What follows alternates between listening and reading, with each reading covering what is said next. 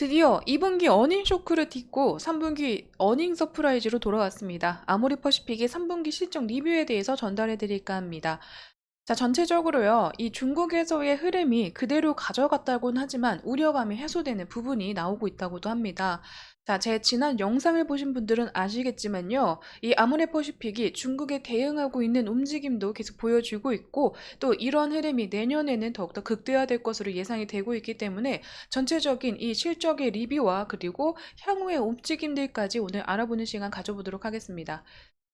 아모레퍼시픽이 3분기 실적은요, 9,772억 원을 기록하면서 전년 동기 대비해서 9.9%의 증가폭을 나타냈고, 이 영업이익에서는 652억 원으로 이 시장 컨센서스 430억 원을 우뚝 상회하는 움직임으로 전반적으로 이 전년 동기 대비해서는 277.7%의 증가폭을 나타냈습니다.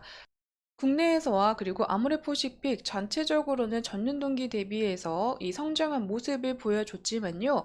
해외 그리고 이 중국과 미주권에서는 다소 이 감소폭을 나타냈던 해외의 움직임이 좀 보여지고 있습니다. 하지만 이 코스닥스 편입이 된 시점에서는 조금 우려감이 나오고 기대치를 하회했던 움직임 보여줬지만 3분기 들어서는 이 편입의 효과로 3분기가 더욱더 빛났다라고 할 정도로 코스닥스가 큰 역할을 해줬고요. 4분기에도 그 증가폭은 또 나타날 것으로 예상치기, 전망치기 보여지고 있습니다. 자, 좀 세부적으로 좀 알아볼까요? 자, 국내에서는 매출 대비해서 럭셔리 브랜드 매출 비중이 굉장히 컸다라고 나와 있는데요. 자, 이 럭셔리 브랜드에서는 브랜드별 제품 포트폴리오의 강화와 면세는 제외하고 순수 국내 채널의 매출이 증가됐다고 합니다. 국내 화장품 이 브랜드인 제분류의 흐름으로 따라서 아이오페나 홀리추얼이 럭셔리 부분으로 이간하는 움직임 때문에 전체적으로 매출 성장성이 더욱더 올라갔다라고 보여지고 있고, 이 럭셔리 비중에서는 설화수가 굉장히 큰 자리를 차지했다라고 보여지고 있습니다. 이 프리미엄 같은 경우에는요, 브랜드 재분류로 인해서 오히려 감소폭이 좀 다소 나타나긴 했습니다. 하지만 전체적인 이 브랜드별 성장성을 계속 이어나가면서 또 MZ, 이 고객들의 겨냥하는 이 콜라보레이션이나 협업 제품군들이 계속 나오면서 젊은 층들을 계속 겨냥하고 있는 움직임 보여주고 있다라고 보여지고 있고요. 이 데일리 뷰티 같은 경우에는요, MBS 채널 및 그 크로스보더 채널의 매출을 은 증가했지만 이 제품 포트폴리오의 정비로 인해서 할인점 매출이 좀 감소되면서 전년 동기와 비슷한 이러한 매출의 수준을 좀 유지했다라는 평가들이 나오고 있습니다. 자, 국내에서의 흐름은 다소 브랜드의 재편성과 그리고 포트폴리오 강화의 움직임으로 좀 대비가 되고 있지만 전체적으로 큰 성장성을 좀 보여줬던 흐름이다라고 나타나 있고, 미국 같은 경우에는요, 코스닥스 인수 효과로 인해서 매출 성장이 2배 이상 껑충 뛴 것으로 보여지고 있습니다. 자, 라네즈 제품 그리고 이니스프리, 설화수, 코스닥스가 전체적으로 커가면서 유럽과 그리고 새로운 국가로서 코스닥스가 계속 진출해 나가면서 이 고성장을 지속한 것도 큰 역할을 했다라고 보여지고 있습니다.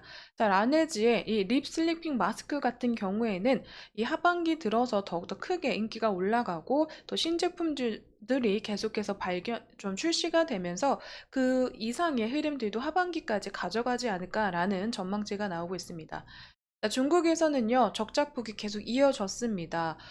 이 주요 법인 이 이커머스 채널의 거래 구조 변경 및 오프라인 매장의 정예화로 인해서 전체 매출이 하락했다라고 나와 있는데, 대표 브랜드 이 설화수나 려 같은 주요 제품군의 중심적으로 이 질적 선방 기반 이 강화가 더욱더 집중된 모습을 보여줬다라는 평가가 이루어지고 있습니다. 하지만 설화수 자음색 이 리뉴얼 출시됨에 따라서 이 자음색 라인은 좀 매출이 견고한 이 성장의 흐름을 보여줬다고 하는데요. 그 외에도 이 라네드 제품군도 큰 비중을 차지하면서 좀 성장한 것으로 보여지고 있습니다. 그 외에 이 기타 아시아, 이 태평양 지역과 그리고 일본 등에서의 매출 성장도 꾸준하게 보여주면서 이 52% 성장을 보여줬는데요.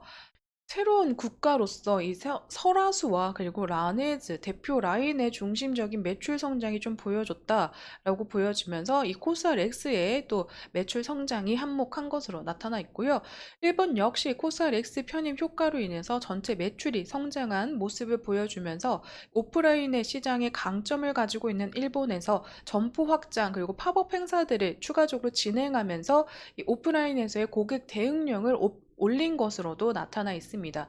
계속 각 지역에 맞춰서 그리고 새로운 브랜드들이나 기존의 럭셔리 라인들과 그리고 가성비 제품군들 이렇게 계속 단계를 나눠가면서 전체적인 중심 매출 그리고 그 외의 매출들을 챙겨가고 있는 모습을 보여주고 있다라고 생각이 되고 있습니다.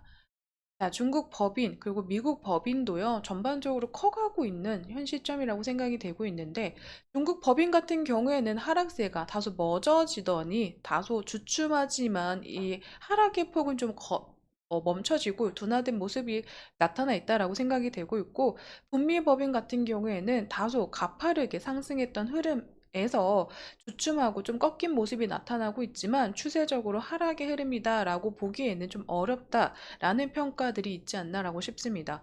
자, 기타 아시아 영업이익에서도 전체적으로 이 단기간에서의 수직 상승하는 모습으로 업그레이드 돼가고 더 증가폭을 올려가고 있고요. 그로 인해서 해외 법인은 전반적으로 성장성을 이뤄져 나가고 있다라고 이 성장 증가폭의 아직 흐름을 이어가고 있다라는 관점이 현재 나오고 있는 것이 아닌가 싶습니다.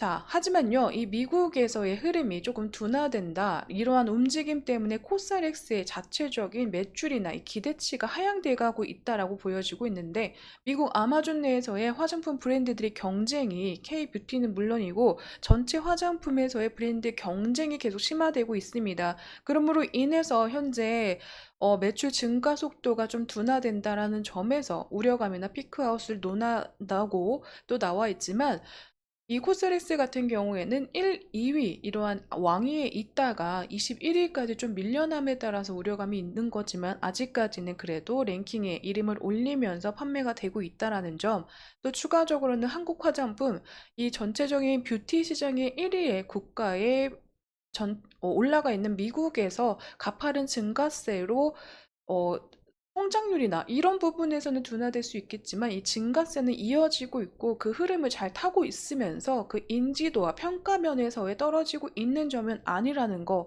전체적인 아모레퍼시픽과 K뷰티 이 전반적인 움직임이 다 같다라고 생각이 되고 있습니다. 증가세는 유지되고 있지만 성장률이 가파르게 보여줬던 것보다는 좀 둔화됐다. 하지만 성장에 그리고 증가에 이러한 움직임을 계속 보여주고 있다라고 생각해 주시면 좋을 것 같습니다. 그래서 아모레퍼시픽이 지난 거래일에 이 실적을 발표하면서 시간의 상한가를 좀 갔었는데요. 올해 들어 이번 이제 금일 들어서는요. 어닝 서프라이즈 목표가에도 이 계속해서 이 목표가들을 줄 하향해서 내보이는 이러한 리포트들이 나오면서 또 이런 것들이 기사화되면서 주가에는 영향적으로는 다소 부전한 안 좋은 모습들을 보여주는 게 아닌가 싶습니다. 그래서 시간의 상한가 그리고 장 초반에 움직였던 모습을 좀 반납했고 오후 들어서는 밑골이 되면서 소폭 올라오고는 있지만 전반적으로 이 실적 호실적에도 불구하고 심리적인 매도세가 이어진 것은 아닌가라는 관점들이 좀 덧붙여져 있는 것 같습니다.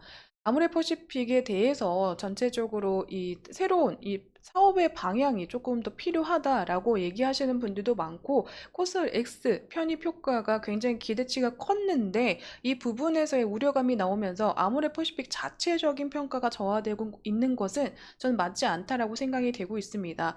아모레퍼시픽이 현재 다른 국가로 진출해 나가면서 다양한 브랜드의 재편성과 국내는 물론이고 해외 각지에 막는 이러한 마케팅을 벌이고 있기 때문에 현재적인 모습 안에서 우려감이 나오고 그 부분이 자체적으로 해소가 되고 이 남은 하반기와 2025년은 조금 더 긍정적으로 바라볼 필요가 있는 기업이 아닌가라고 평가가 되고 있는데요.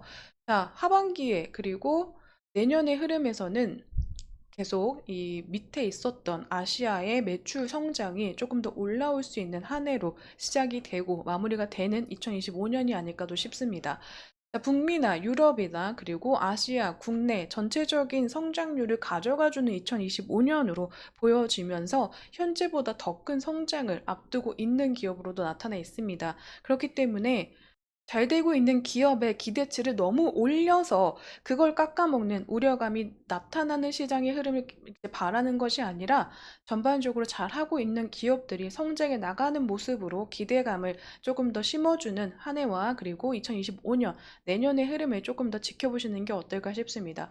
너무 많은 기대치, 너무 많은 우려감들이 시장에 반영이 되고 있습니다. 단기적으로는 글로벌적인 시장과 국내 증시에 이러한 영향들이 많이 비춰질 것으로 예상이 되고 있지만 전체적으로 화장품 업종들 이제 시작이고 그 증가세 유지하면서 구조적인 변동이 다소 있는 분기별 실적이 있지만 전체적인 성장과 증가폭은 이어지고 있다라는 점을 반드시 확인해 주시면 감사할 것 같습니다. 좋은 투자를 하는 것은 아직까지 낮은 이 평단가를 유지하고 있는 기업을 좋은 가격에 사서 성과를 냈을 때, 이 수익을 냈을 때에 이루어지는 흐름이 아닌가 싶습니다.